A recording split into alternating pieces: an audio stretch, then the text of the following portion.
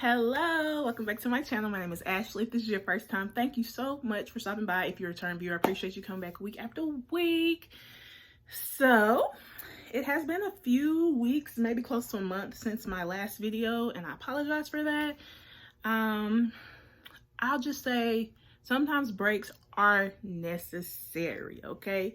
I feel strongly about it, and I feel strongly about that for you too. We are human and we can only do so much, okay? So don't try to be Superwoman or Superman. If you need a break, you need a break. Period. Poo. I don't know why I said that because I don't even say that. But anyway, guys, I'm just gonna briefly, hopefully be brief, and discuss the word journey. Because God had been dealing with me on that word lately. And what I want to discuss is like a road trip, okay? So picture road trips in your mind, any that you may have been on as a child, as an adult, now as a parent with your kids, friends, whatever. Get it in your mind. Get several if you have that. Road trips, especially, okay? You got your road trip in your mind? Now I want you to get your plane trip, okay? Plane trip. Think about those. And so the thing about road trips and plane trips that I recall from my experience is we always make it to our destination. However, sometimes there's different things that are thrown our way that make the trip itself, the journey, not so smooth, such as road closures, bumps in the road, stop signs, traffic, stand still traffic, weather, oh my goodness, turbulence, just all kinds of things can be thrown our way on our journey when we're trying to get to point A to point B, right? And so now with technology, we have Waze, we have Google Maps, and it can tell you, you may not want to go this way because there's a wreck or whatever. And sometimes you go the other way and it's cool, smooth sailing, but sometimes you go the other way and nobody has reported this wreck this the other way as well. So anyway you spin it, you're gonna run into some issues or whatever you want to call it, right? But I have learned, and I think I'm still learning, that all of these things make for the journey, okay? I mentioned it in a previous video about plot twist and how, me personally, I don't want to read a book, watch a movie, anything, hear a story that there's no like excitement.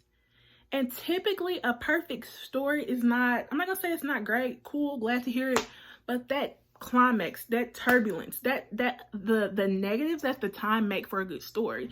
And so I feel like it's really good to get to that point in our lives when we're on different journeys to understand that sometimes the things that at the time suck are what's making us the best versions of ourselves. It's what's making the journey worth telling, okay? So, you know, short story, I went to the beach, had a great time. Oh, awesome. But if you tell about, man, we were this close to getting hit and blah, blah, blah, whatever happened, that's a great story. People are like, dang, for real? Okay, so that's the one thing. And I really want to also touch on this. Sometimes bad things happen on our journey. Deaths in the family, sickness, we're in COVID, we're in pandemic, people are getting sick, people are dying, we're dealing with freaking injustice. And I usually do not touch on stuff like this. I don't repost it. I'm gonna speak on it today. I went through a phase or whatever when the Black Lives Matter movement first started or first came to me. First thing I thought about was all lives matter. I'm gonna be real with y'all, but the problem is Black lives do not matter in this country, and it is heartbreaking. I cried my eyes out yesterday watching dang, I feel bad I don't even remember the dude's name, but the most recent one in Milwaukee. This man got shot for, it's frustrating. And what makes me even more mad is the fact that 2 days after his shooting, a 17-year-old white kid is freaking running down the street with a darn gun, and then he's still living. Like, it just is so clear, the racism, and it hurts my heart, okay? And so what I want to say is that if you're a Christian watching this, I need you to pray. Please, I'm going to try to put the scripture here. The Bible tells us, it's in Corinthians, I think, about, if my people who are called by my name humble themselves, pray, seek my face, turn from their wicked ways. As a Christian, you got to turn from your wicked ways. We do. Because the land needs healing. And I know God cannot lie. But that scripture is a if then. We can't be Christians sitting up here praying, and we're doing everything under the sun and wondering why the land's not getting healed. This is a conditional prayer. If my people, blah, blah, blah, we got to do our part. Pray, seek my face, turn from our wicked ways. The land needs healing, y'all. It needs healing. Man, and it hurts me. Like, dude, I remember two times driving past the Goodlettsville City Hall, man, and just bawling. Because I have a black brother. And just the fact that I have to experience that, because it could be me. My mom and I were walking today. We could get shot for walking in the neighborhood we've lived in over 20 years. Shot and killed. That stuff is frustrating and it's sickening. And so you need to take that same frustration and we have to pray. Yes, I'm loving the protest or whatever, like people, the basketball, NBA, love what y'all are doing. Like, pray for the people that can make decisions. Pray for these police's heart. Like, why would your heart be so sick that you want to murder somebody for no reason? You know what I'm saying? But anyway, I got off on a tangent. All I'm saying is prayer does change things. It does. Okay? Last but not least, if you're feeling lonely, like nobody cares, depressed, suicidal, I want you to know you're not alone. You're not the only one that's ever felt that. And I'm telling you, it's going to get better. But I need you to connect to the right source. You need to be connected to Jesus. Okay? I can understand your pain, but he can greater than I am, because he's felt the pain that none of us will ever experience, which is complete separation from his Father. And the moment when he needed that the most, he had the sins of the world on his shoulders, and God can't be nowhere where sin is.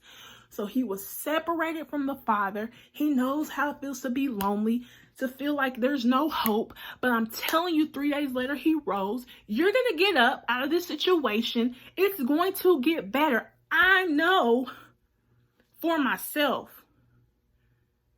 I know for myself it's getting better as we speak. But you have to know that. It literally can change like that. God has not forgotten you. He sees every tear you cry. And I'm telling you, it's getting better. I'm going to wrap it up with that. I hope everyone has had an amazing week thus far.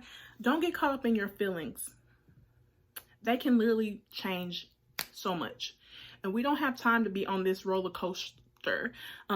Who had that song? I think it was Vivian Green. Emotional roller coaster. Loving you ain't nothing. Yeah, we don't got time for that. You know, Drake got a song about in my feelings. We don't have time to be in our feelings. You got to get in your faith. Okay?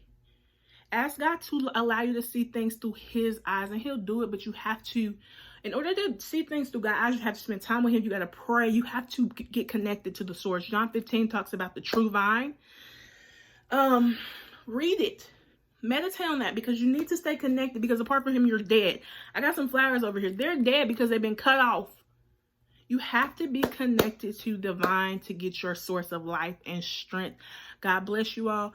I'm not even going to say I'm going to be back on my Monday videos because I don't want to lie.